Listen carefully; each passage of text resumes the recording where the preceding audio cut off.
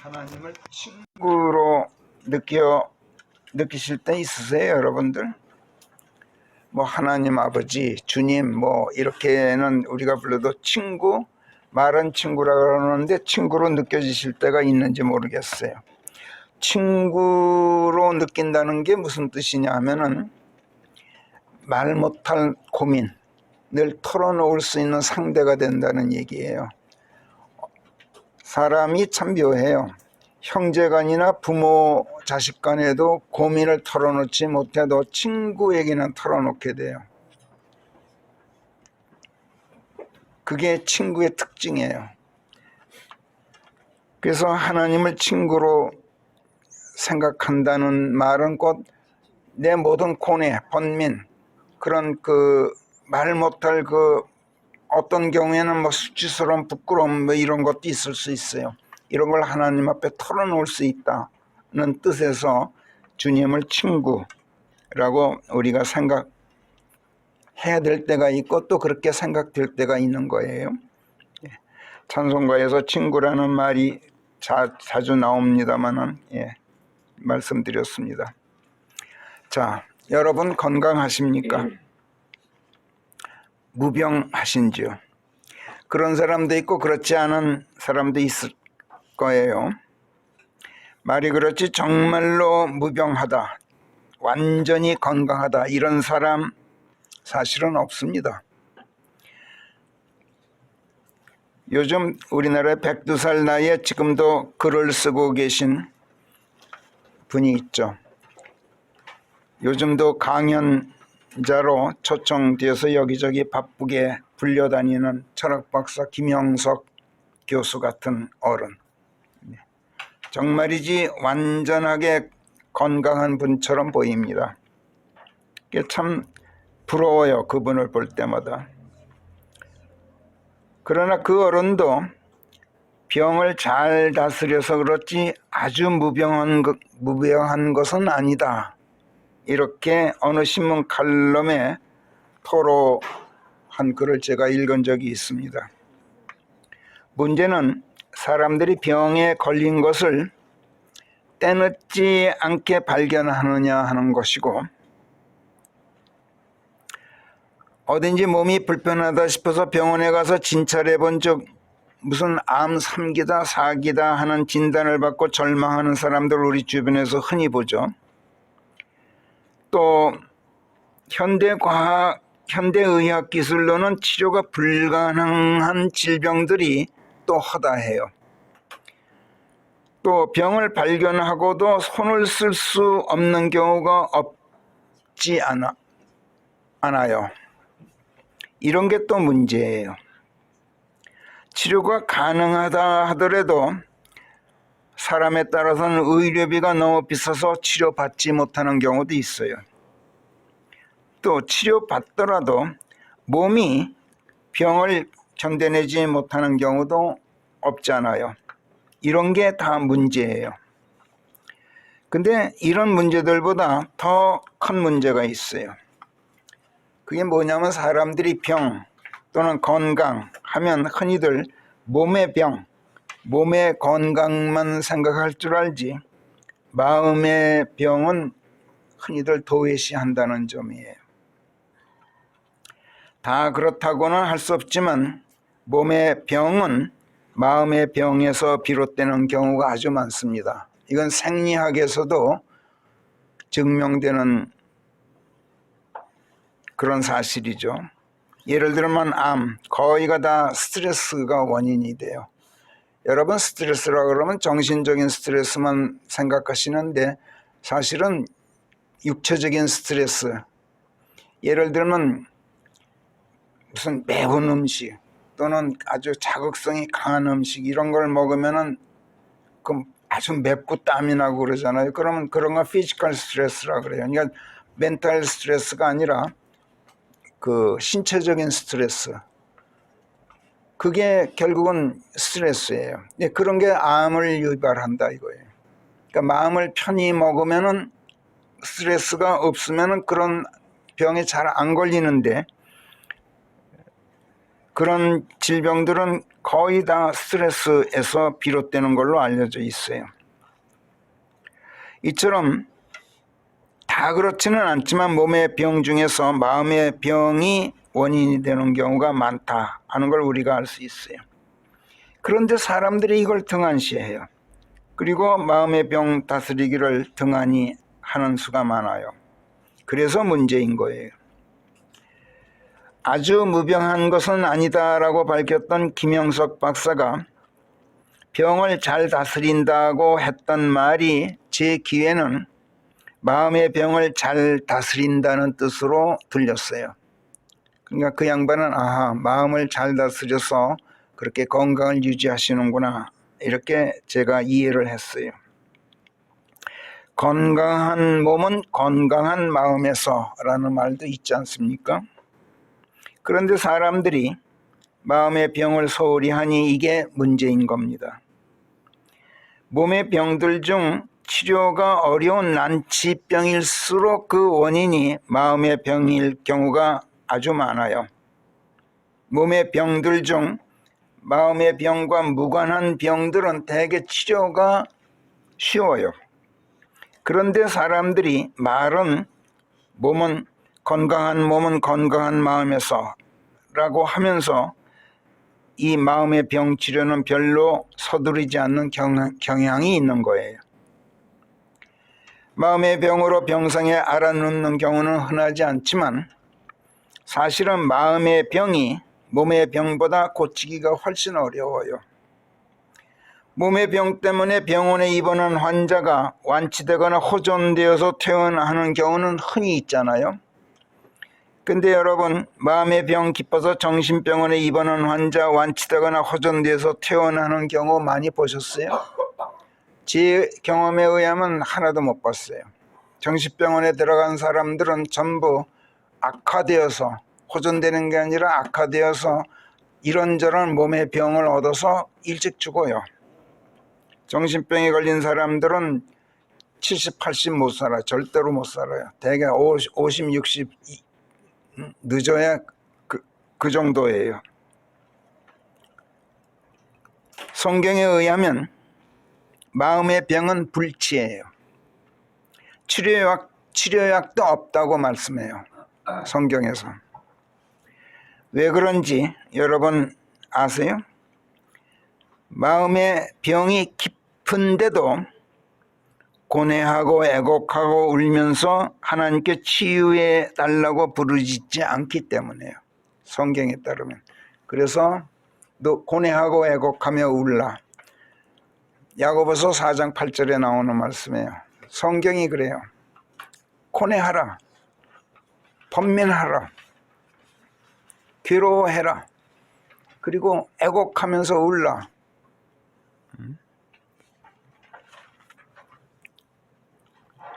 마음의 병은 사람이 고치질 못해요.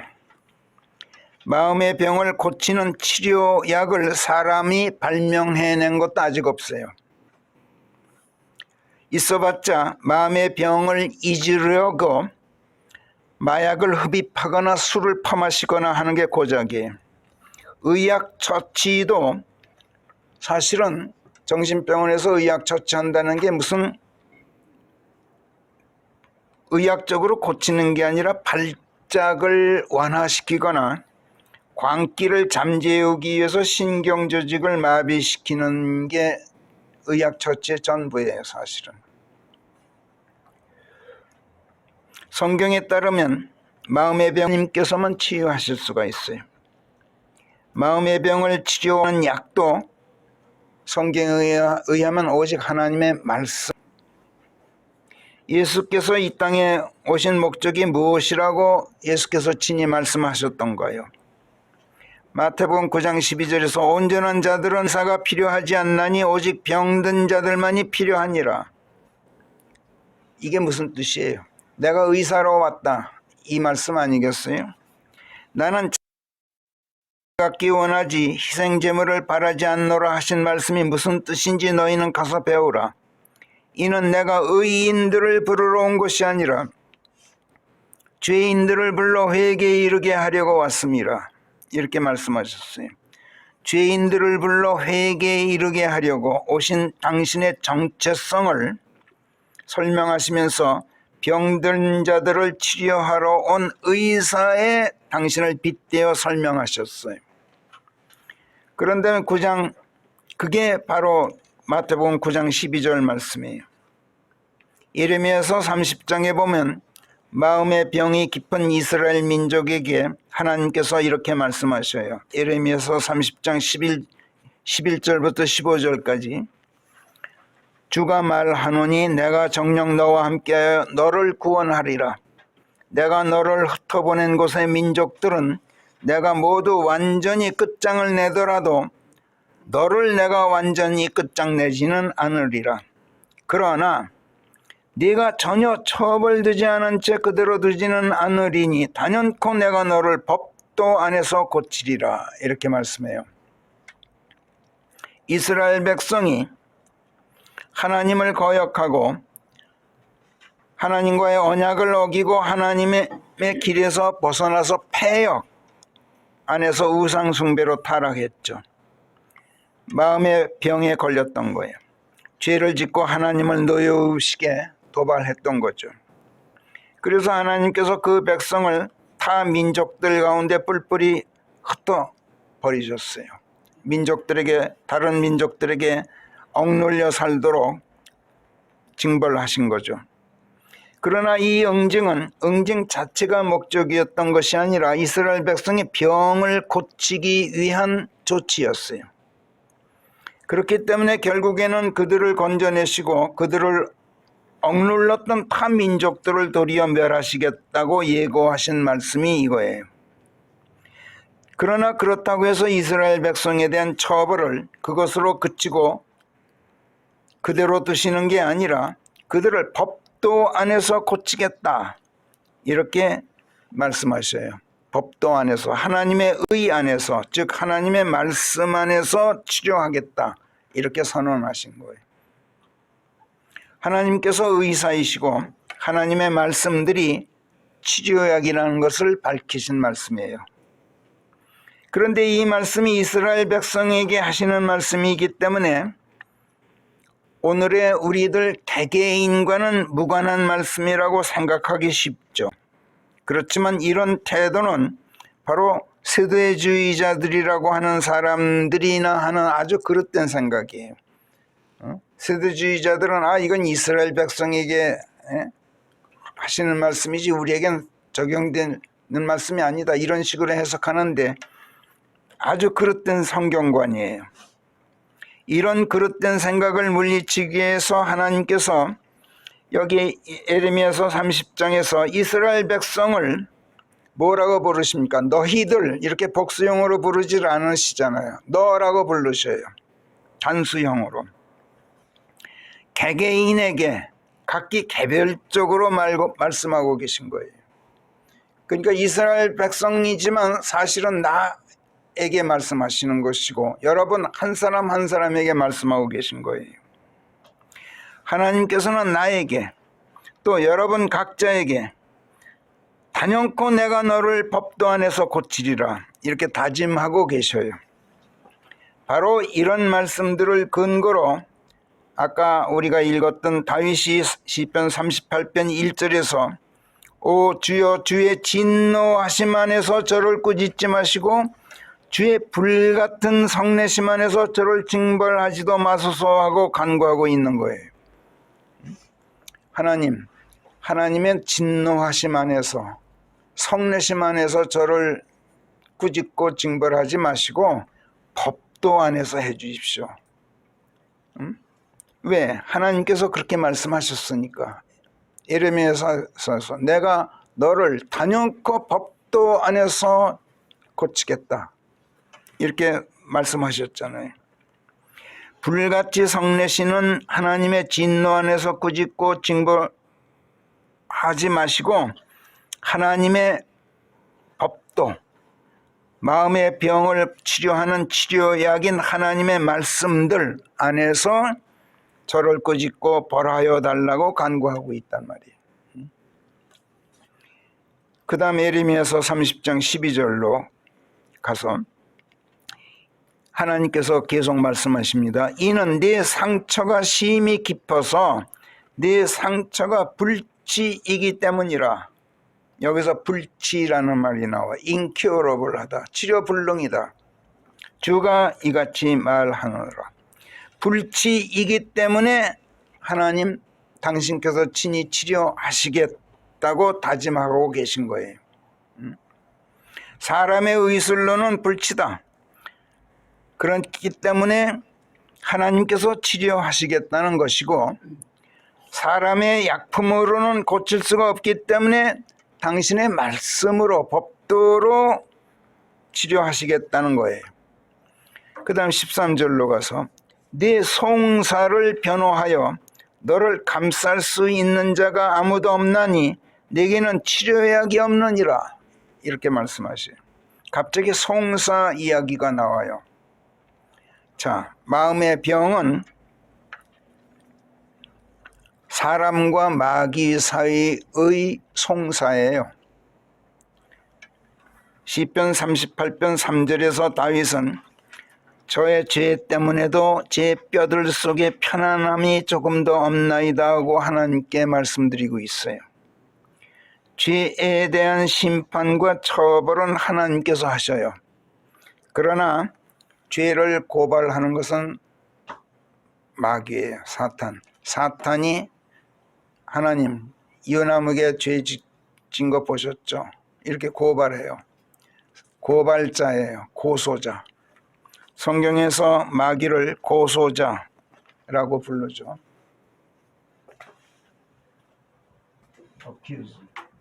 이거를 개혁본은 참소자라고 그랬는데 그건 아주 잘못 번역한 거예요. 참소라는 말은 없는 죄를 있는 것처럼 무고하게 거짓으로 고소하는 걸 참소한다 그래요. 마귀는 거짓으로 고발하는 게 아니에요. 하나님이 그렇게 바본가요? 무고하게 고발하는 걸 하나님이 그걸 받아주시는 그런 하나님이 그런 분이 아니잖아요. 마귀가 그렇게 등신이 아니에요. 마귀는 정말로 내가 죄를 지었기 때문에 그 죄를 당당하게 하나님한테 고발해요. 그러니까 하나님은 마귀의 고발을 받고 반드시 심판하셔야 돼요. 나를 심리하시고 내 유죄 무죄 여부를 가리셔야 된다고. 그래서 성경은 요한계시록 12장 9절에 보면은 마귀라 불리는 그 큰 용, 그 옛뱀이 내 던져졌나니 그자가 온 세상을 기만하는 사람인즉 그자가 땅으로 내 던져졌고 그자의 천사들이 또 그와 함께 내 던져졌느니라. 그리고 하늘에서 말씀하는 큰 음성을 내가 들었는데 이르기를 바야흐로 구원이 임하였고 힘과 우리 하나님의 왕국과 그분의 그리스도의 권능이 임하였도다. 그 결과 우리 하나님 앞에서 밤낮으로 고소하던 우리 형제들의 고소자가 내 던져졌도다 하였느니라. 이렇게 쓰고 있어요. 그러니까 그 큰 용, 그 옛뱀이 내 던져진 것을 고소자가 내 던져졌다 이렇게 해석하고 있죠. 그러니까 마귀를 고소자라고 부른단 말이에요. 성경이. 송사가 뭐예요? 송사. 고소인과 피고소인 사이의 법정 싸움을 송사라 그래요. 재판장 앞에서 고소인은 피고소인이 죄 있다고 정죄하죠. 그런데 피고소인은 죄 없다고 항변하죠. 이게 송사예요. 내가 죄를 지을 때 마귀가 나를 하나님께 고소해서 나를 송사에 휘말리게 만들어요. 그러면 하나님께서 재판장이 되셔서 나를 심리하시고 유죄 여부를 심판하시고 유죄면 처벌하고 무죄면 방면하셔요. 자, 그런데 유죄일지라도 그러니까 마귀의 고소가 옳아요. 마귀가 나를 기소했는데 정당해요. 마귀는. 그럴지라도 내가 그리스도 안에 있는 그리스도인이라면 재판장이신 하나님께서는 어떻게 하시는지 아세요? 변호인이 되셔서 나를 마귀의 공격으로부터 감싸 주셔요. 마귀한테 야, 이 나무에 죄 있는 거 맞아. 그런데 얘 그리스도 안에 있어. 그리스도이냐. 그러니까 난 얘한테 죄를 물을 수가 없어. 이렇게 변호를 하신다고. 왜? 죄는 마귀의 자식들이나 짓지 그리스도 안에 있는 그리스도인은 죄를 지을 수가 없게 돼 있기 때문에 그래요. 지으려고 해도 그리스도인은 죄를 지을 수가 없다는 게 하나님의 생각이에요. 성경이 그렇게 말씀하잖아요. 요한일서 3장 6절부터 9절까지 사도 요한의 입으로 그렇게 말씀하셔요. 누구든지 그분 안에 거하는 자는 죄를 짓지 않나니, 죄를 짓는 자는 누구나 그분을 본 바도 없고 그분을 안 바도 없는 것이니라. 어린 자녀들아, 어떤 사람도 너희를 속이지 못하도록 할지니 의를 행하는 자는 그분께서 의로우신 것 같이 의로우니라. 죄를 범하는 자는 마귀에게서 났나니 죄는 애당초 마귀가 지음이라. 하나님의 아들께서는 마귀의 일들을 멸하시려는 이 목적으로 나타내지셨느니라. 누구든지 하나님에게서 태어난 자는 죄를 짓지 않나니 이는 그분의 씨가 그의 안에 있음인즉 그가 죄 지을 수 없는 것은 그가 하나님에게서 태어났음이라. 그리스도인은 죄를 짓지 못한다는 얘기예요. 정말 그럴까요? 정말 그래요. 그리스도인이 죄를 짓는다면 그거는 성경이 말씀하는 죄관이에요. 죄관. 죄에 대한 생각. 그리스도인이 죄를 짓는다면 그것은 그의 겉사람인 육신 안에 있는 죄가 죄를 짓는 거예요. 그리스도인이 죄를 짓는 게 아니라 그리스도인의 겉사람인 육신 안에 있는 죄. 그냥 쉽게 말하면 육신이 죄를 짓는 거예요. 그의 속사람인 그리스도인이 짓는 게 아니란 말이에요. 로마서 7장 18절에서 바울의 입으로 이렇게 말씀해요. 내 안에, 곧 내 육신 안에 선하지 않은 것이 살고 있음을 내가 알고 있느니라. 그래서 하고자 하는 의지는 내가 있지만 그러나 선한 그것을 어찌 수행할지를 내가 찾아내지 못하고 있느니라. 19절. 그래서 내가 원하는 선은 내가 행하지 않고 내가 원하지 않는 악은 내가 행하고 있느니라. 그러니까 내가 원치 않는 것을 내가 행한다면 그것을 행하는 것은 더 이상 내가 아니라 내 안에 있는 죄니라. 그런즉 내가 한 법을 발견하나니 그것은 곧 내가 선을 행하고자 할 때 악이 나와 함께 있다는 것이라. 그래서 내가 내 속사람을 쫓아서는 하나님의 법을 즐거워하지만 그러나 내 지체 안에 있는 또 다른 한 법이 내 생각의 법과 싸우며 내 지체 안에 있는 죄의 법에게로 나를 사로잡아 가는 것을 내가 보고 있노라. 이렇게 조금 표현이 어렵죠. 쉽게 말하면 그래요. 그리스도인은 이중인격자예요. 그리스도인은 속사람은 하나님의 자녀고 겉사람은 육신은 세상에 속한 마귀의 자식이에요. 그러니까 육신은 반드시 죽어서 흙으로 돌아가야만 하게 돼 있어요. 그러나 그리스도인이 예수께서 다시 오실 때는 그 몸도 새 몸으로 변화되어서 새 몸을 입고 하늘로 올라간다라고 성경이 말씀하고 있죠.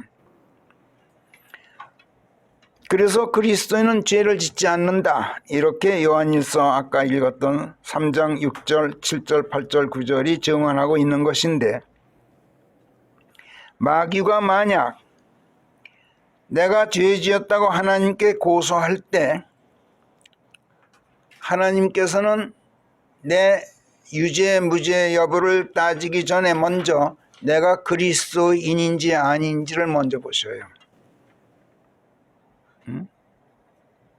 그걸 먼저 심리하셔요. 나는 그리스도인인 줄 알았는데 아닌 경우가 있어요.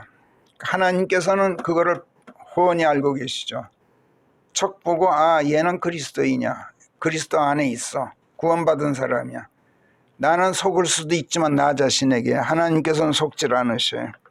그걸 확실히 알고 판결하신다고. 그러니까 내가 그리스도인으로 판명되면 하나님께서 나를 변호하고 감싸 주실 수 있어요. 오직 하나님께서만 하실 수 있어요. 내가 할 수 있는 게 아니야. 다른 누구도 하지 못해. 이건 마귀도 못해요.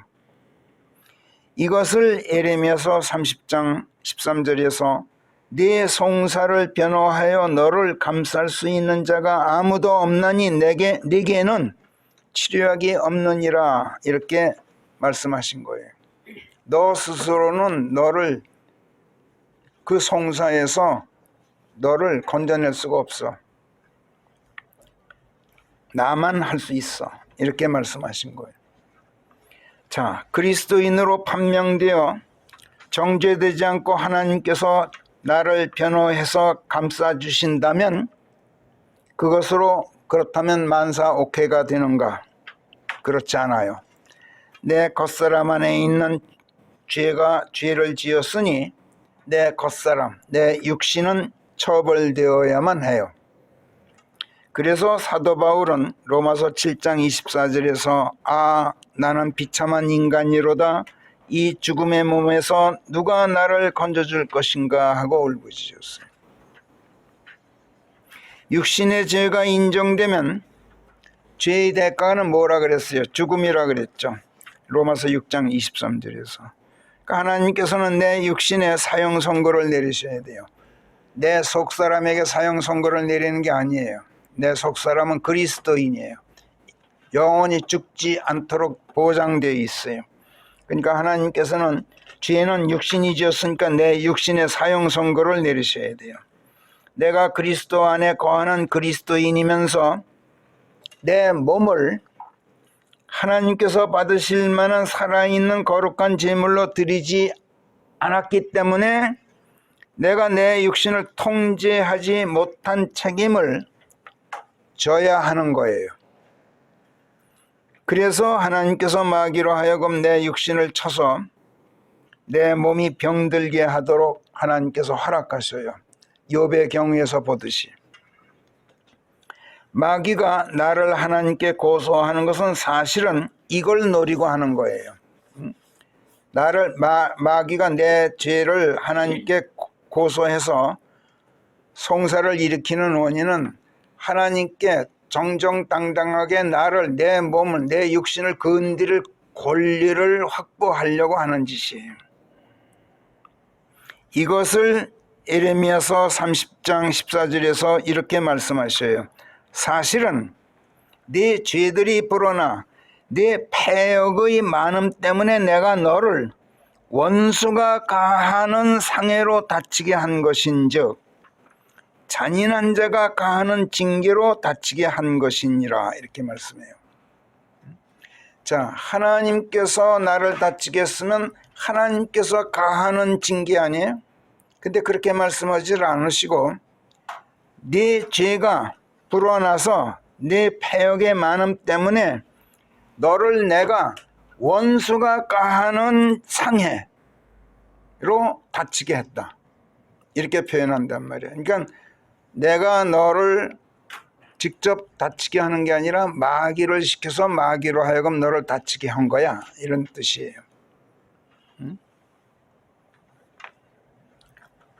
원수가 가하는 상해, 잔인한 자가 가하는 징계, 이렇게 표현하신단 말이에요. 그 다음 15절 보세요.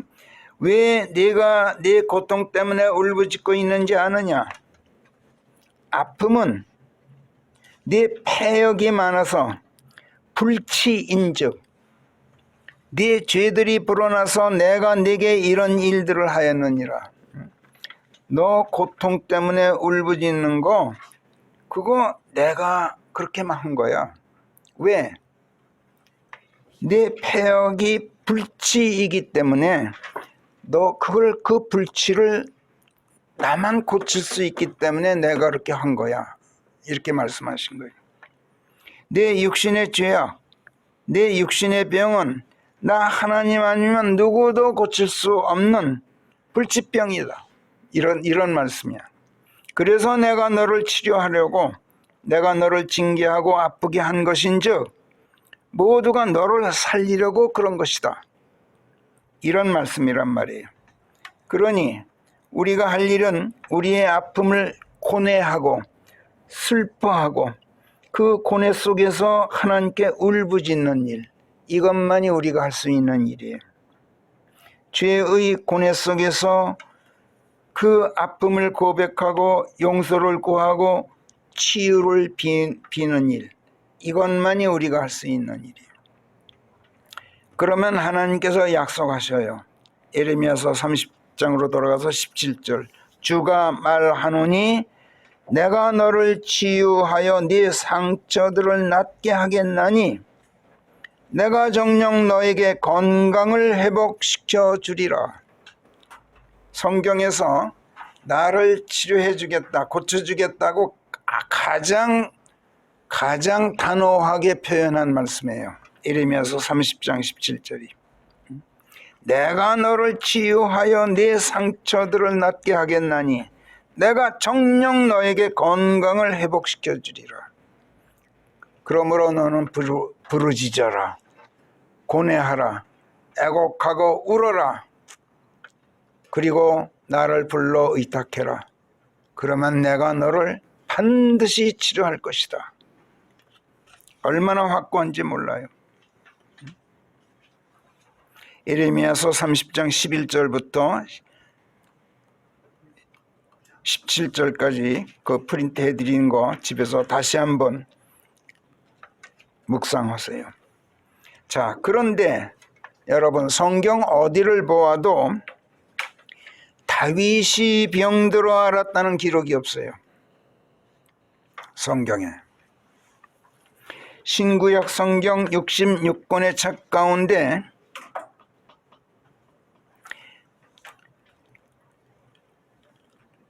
제가 조사를 해봤더니 그 이름이 가장 많이 거명되는 인물이 다윗이에요.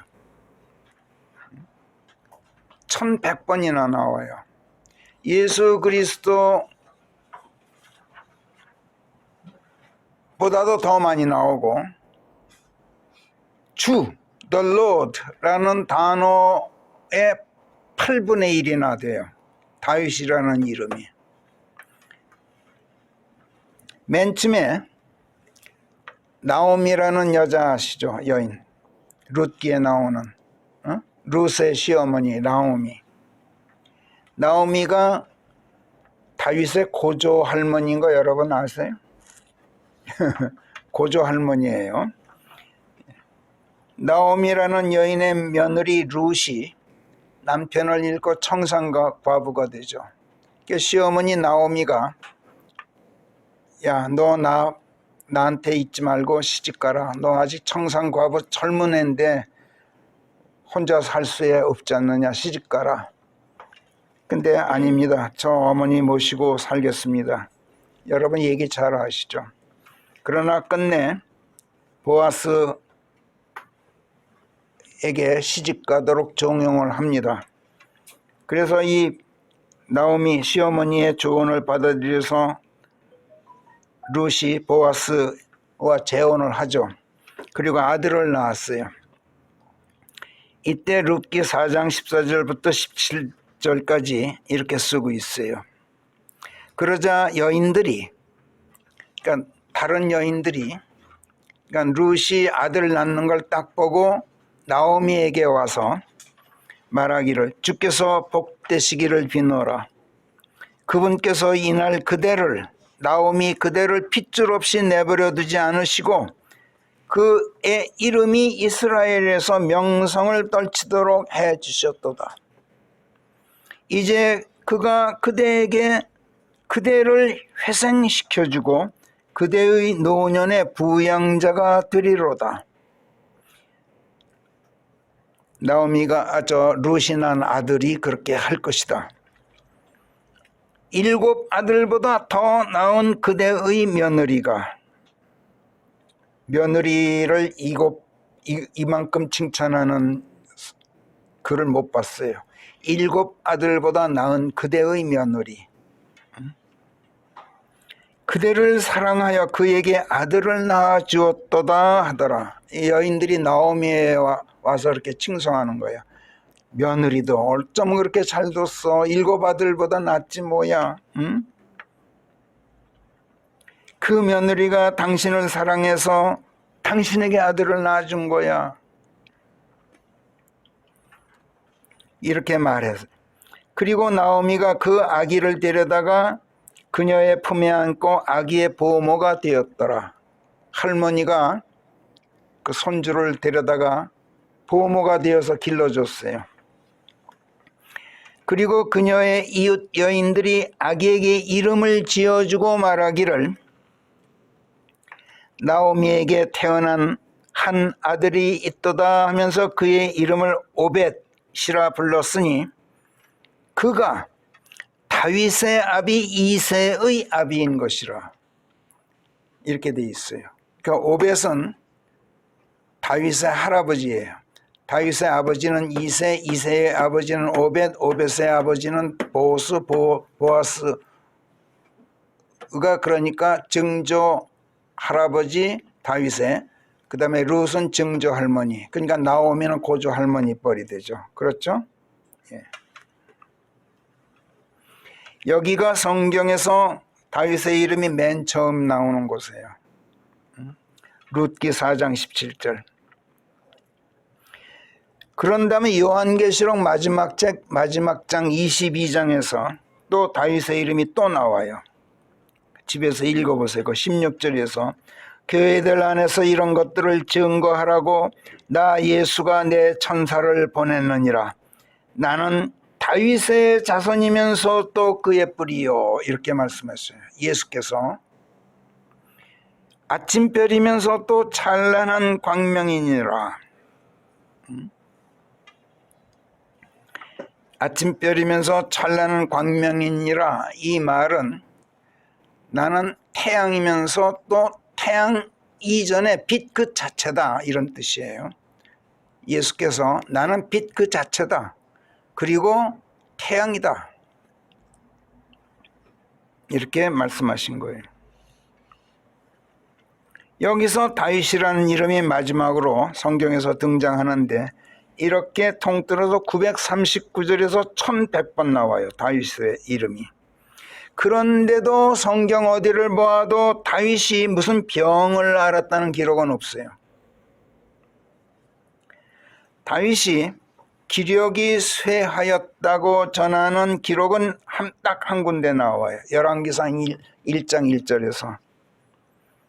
그런데 무슨 특별한 무슨 병에 걸려서 기력이 쇠했다 이런 게 아니에요. 이렇게 돼 있어요. 그도 사람이기 때문에 늙어서 세월의 암초에 부딪혔다, 이렇게 쓰고 있어요. 그래서 기력이 쇠해서 침상에 누웠다고 열왕기상 1절부터 4절까지 쓰고 있어요. 참고로 제가 거기 프린트 해드렸어요. 이제 다윗 왕도 늙어 세월의 암초에 부딪히게 되었더라. 그리하여 사람들이 그에게 이불을 덮어주어도 그가 온기를 느끼지 못하더라.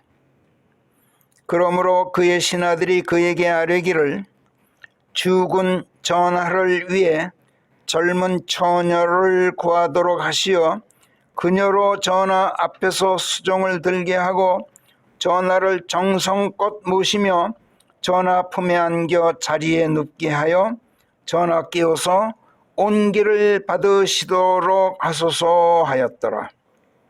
그리하여 그들이 이스라엘의 지경 전역에서 고운 소녀를 물색한 끝에 수남 여인 아비삭을 찾아내 그녀를 왕에게로 데려왔더라.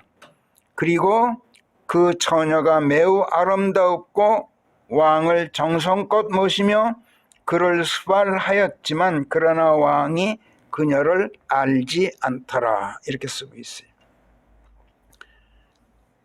이때 다윗이 나이 얼마쯤 됐을 것 같아요? 정자면요 성경에서 웬만한 왕은 몇 살에 죽었다는 얘기가 나오는데 다윗은 안 나와요. 조사를 해봤더니 깜짝 놀랐어요. 겨우 나이 70이었어요. 나이 70에 죽었어요. 무병했어요. 건강했어요. 한 번도 앓은 적이 없어요. 근데 70에 죽었어요. 아무튼 다윗이 기력이 쇠하였다라고 성경에서 쓰고 있는 그 대목은 열왕기상 1장 이 대목이 유일해요. 몸의 병으로 알아누웠다는 기록은 일치 없어요. 자, 그런데 그럼에도 불구하고 그는 지금 여기 시편 38편에서 뭐라 그러고 있어요? 총체적인 질병을 하나님께 하소연하고 있어요. 시편 38편 다시 보세요. 3절 보면은 그의 죄 때문에 그의 뼈들 속에 편안함이 조금도 없다고 하나님께 아뢰죠.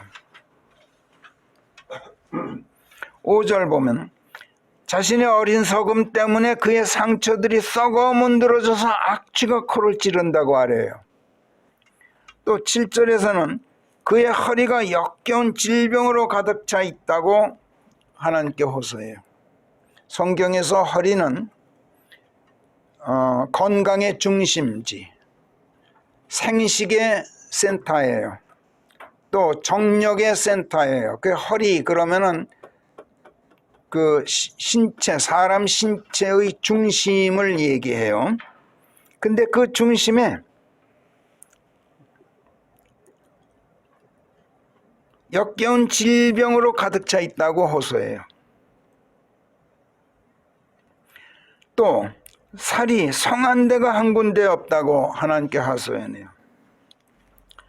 그리고 8절에서는 힘이 하나도 없습니다. 심이 으스러졌습니다. 심장이 끙끙 앓는 소리를 냅니다. 이렇게 하소연해요. 10절에서도 기운이 다 빠져나가서 심장이 헐떡거리고 두 눈은 생기를 잃었습니다. 이렇게 하소연해요. 어디 끝번입니까? 17절 보면 그의 두 다리가 절뚝거리기 일보 직전입니다. 이렇게 호소해요. 그리고 마지막 21절 22절에 가서 저를 버리지 마소서, 제게서 멀리 계시지 마소서, 서둘러 저를 도우소서, 이렇게 하나님께 SOS를 치고 있어요. 그야말로 그의 몸이 총체적으로 병들어서 만신창이가 되어 있다고 아뢰고 있는 거예요. 성경 어디에도 그가 병을 앓았다는 기록이 없는데도 말이에요. 이게 뭘 말할까요? 이거는 몸의 병이 아니라 마음의 병을 그가 몸의 병에 빗대어서 표현한 것임이 분명하죠. 사무엘기하 11장에서 왕궁 옥상을 거닐다가 어떤 여인이 목욕하고 있는 것을 성벽 아래로 내려다보았어요. 사람을 보내서 그 여인이 누구인지 알아보게 했는데 알아보기 전에 한 신하가 대뜸 나서서 뭐라 그래요? 아, 저 여인 말입니까? 저 여인 우리아의 아내 아닙니까? 히타이트 사람 우리아의 아내 밧세바가 아닙니까? 대뜸 말했어요. 그런데 어떻게 했어요? 그런데도 사람을 보내서 그녀를 궁궐 안으로 끌어들이고 겁탈했어요. 뻔히 알면서 지금 전장에 나가서 한창 싸우고 있는 부하장수의 아내인 거 뻔히 알면서 아무리 일국의 군왕이라 할지라도 이거 정상이 아니죠. 이거 분명 그의 마음이 아주 중한 병에 걸려 있었다는 걸 말해요. 이건 마음의 병이 아니고는 이런 짓 못해요. 그 다음 또 어떤 일이 벌어졌죠? 밧세바가 임신했다는 보고가 들어요. 그래서 어떻게 해요? 전쟁에 나가 싸우고 있는 우리아를 특별 휴가령을 내려서 특명을 내려서 집으로 불러들여요. 그리고 아내와 며칠 지내도록 하죠. 밧세바 뱃속에 잉태한 아기가 제 씨가 아닌 것으로 슬쩍 만들어 버리려고 시도했던 거야. 아주 비열하기 짝이 없었어요. 이거 건강한 마음 상태로는 도저히 생각할 수 없는 짓이에요. 그래도 안 되니까 어떻게 했습니까? 군사령관, 총사령관인 요압 장군에게 우리아를 일부러 사지로 보내서 전사시키도록 했어요. 킬러를 고용해서 살인을 사주한 거야. 이거는 그야말로 간접살인을 자행한 것이니 이런 사악하고 비열한 짓, 정상적인 사람으로선 결코 자행할 수 없는 짓이죠. 성경의 이름이 무려 1100번이나 등장하는 위대한 인물 다윗이 이랬어요. 이만하면 어째서 하나님께서 사람의 사람됨을 중히 여기지 않으시는지, 어째서 하나님께서는 사람을 보심이 없다 이렇게 성경이 선언하는지 우리가 충분히 이해하고도 남아요. 다윗이 이 지경이었으니.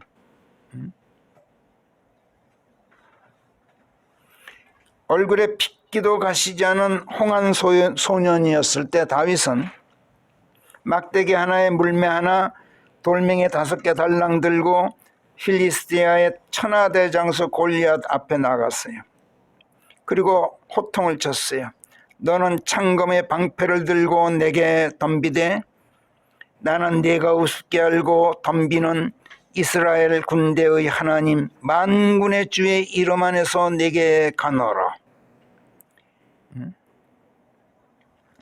주께서 너를 내 손에 넘겨주고자 하시나니 내가 너를 쳐 네게서 네 머리를 취하고자 하노라.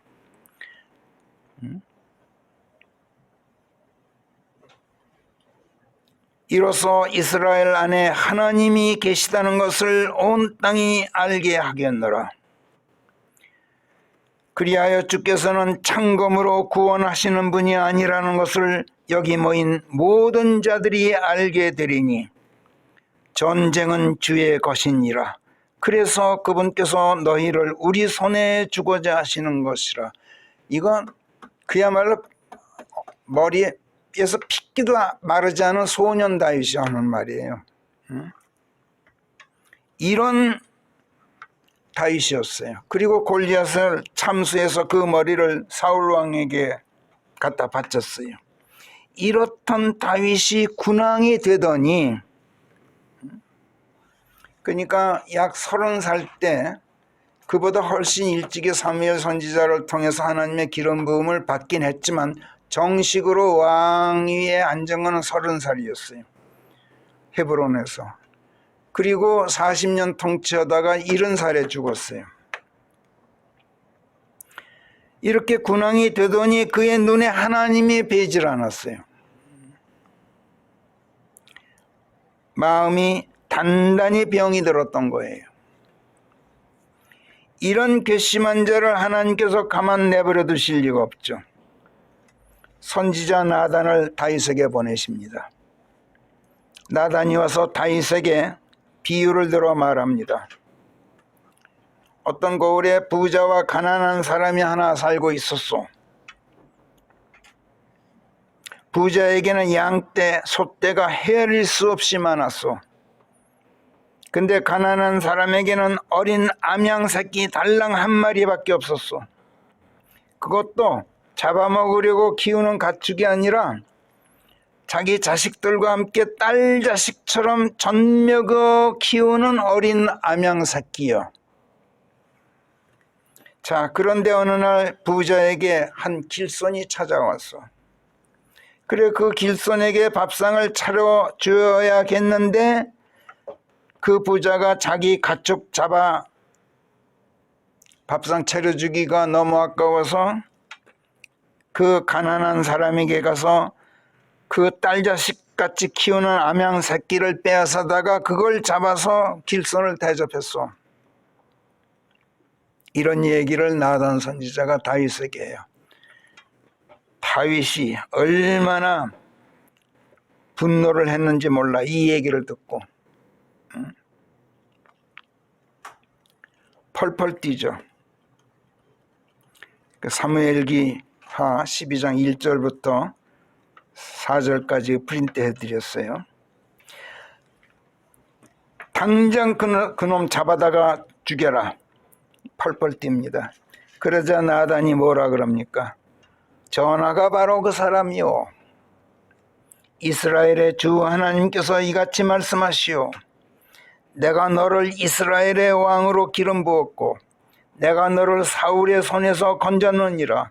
그리고 네 주인의 집을 내가 네게 주었고 네 주인의 아내들을 네 품에 안겨 주었으며 이스라엘 집과 유다 집을 네게 주었느니라. 그러고도 그것이 만약 너무 적다고 여겨졌다면 나는 너에게 그러한 것들을 더 주었으리라.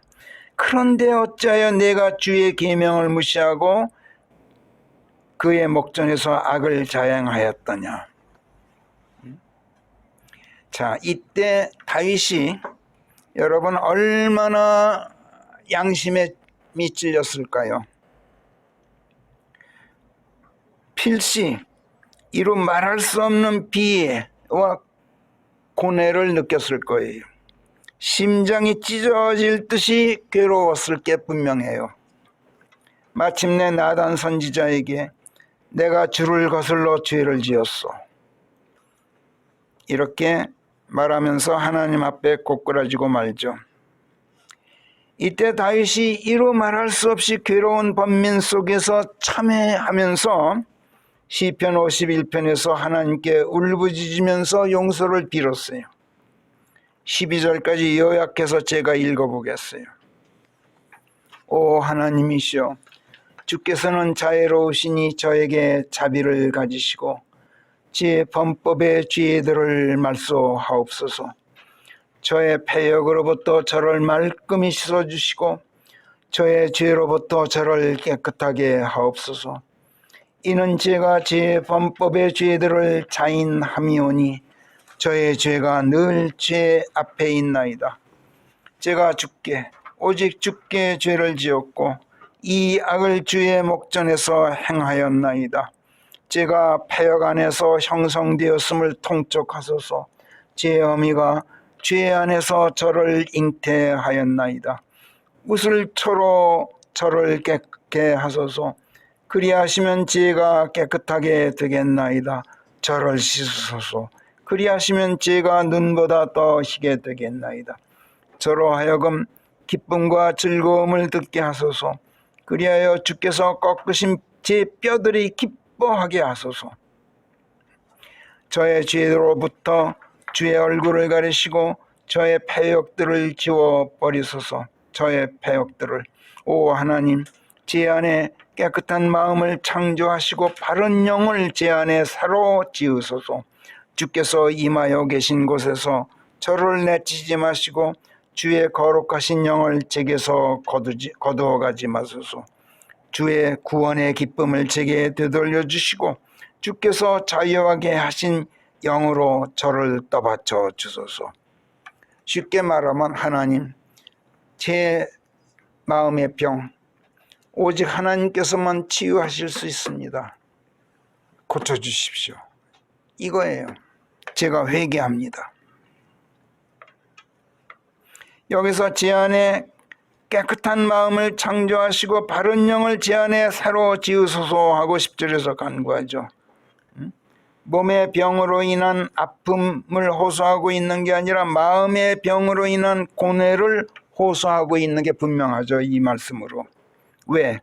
마음의 병은 오직 하나님께서만 치유하실 수 있는 불치 병이기 때문에 그는 자신의 패역과 죄와 어리석음 때문에 얻게 된 마음의 병에 대한 치유를 위해서 징계하고 아프게 치시는 하나님의 징벌을 거두어달라고 간구하질 않아요.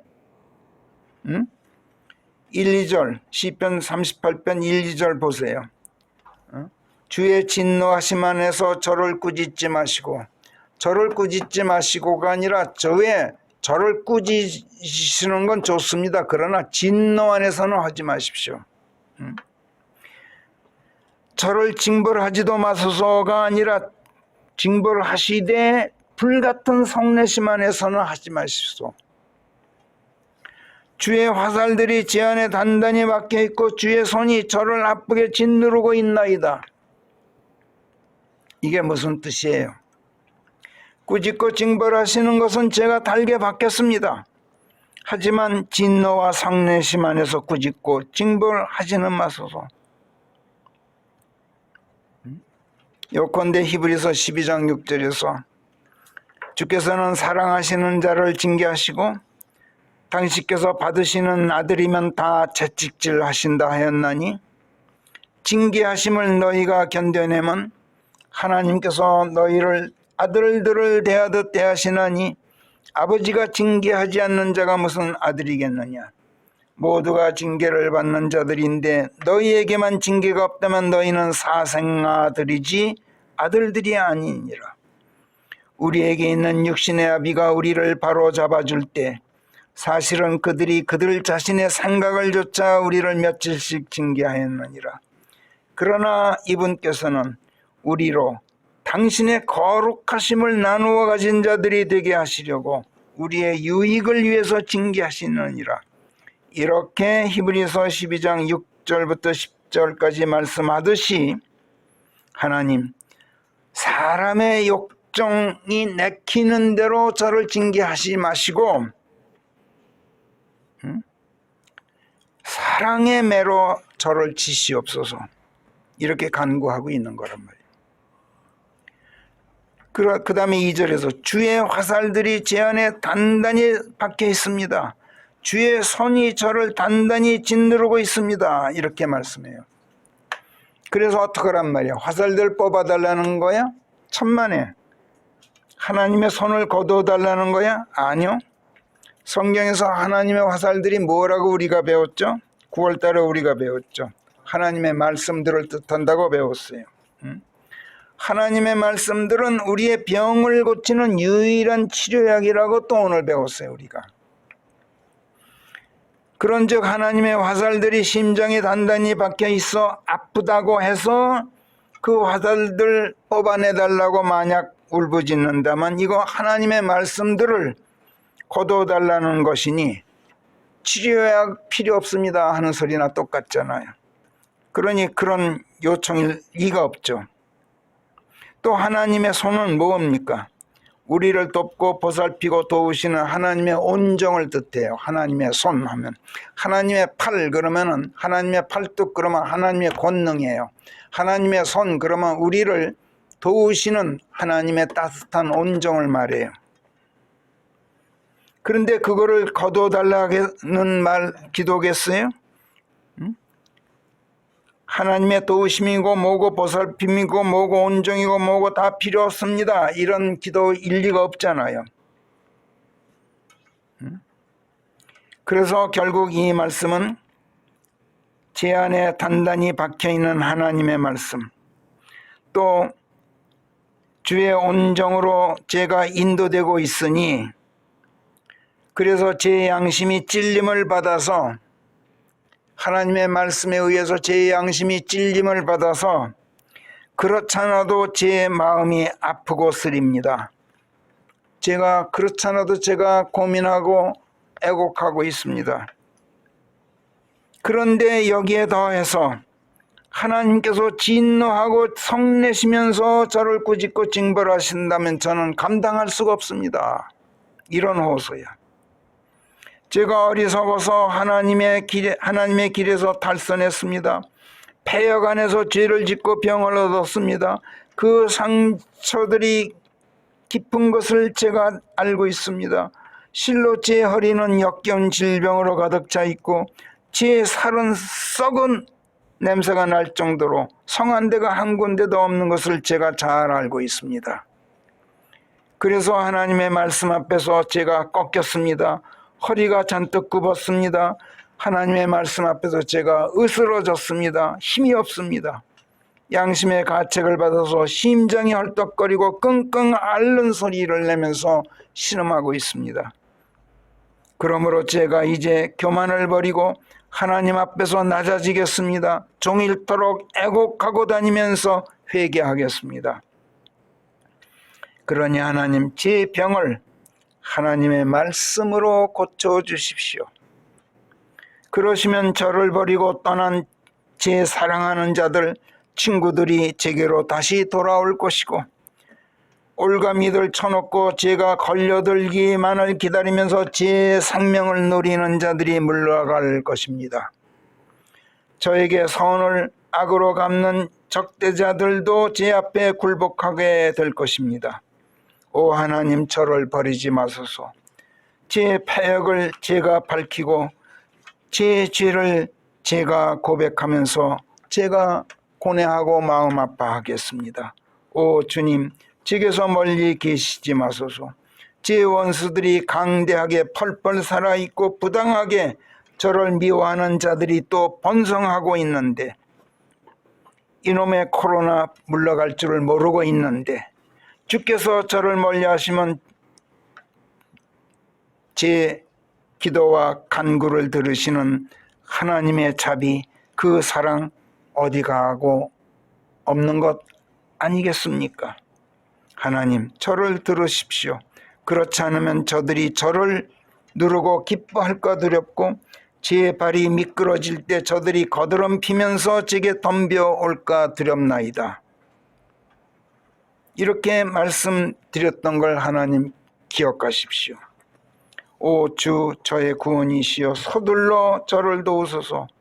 이렇게 간청하면서 기도하고 있는 게 시편 38편이에요. 어떠십니까? 여러분도 이렇게 간청하면서 기도하세요? 몸의 병에 걸리면 그거 고쳐달라고 애걸복걸하면서 여러분 기도한다는 거 저 알고 있어요. 그러나 여러분, 다윗처럼 마음의 병을 고뇌하고 애곡하고 통회하면서 하나님께 기도하시느냐고 제가 묻고 있는 거예요. 오늘 성령께서 시편 38편 말씀들을 이렇게 조명하시면서 우리로 하여금 이것을 되돌아보고 숙고해 보도록 아주 강하게 종용하고 계셔요. 기도하겠습니다.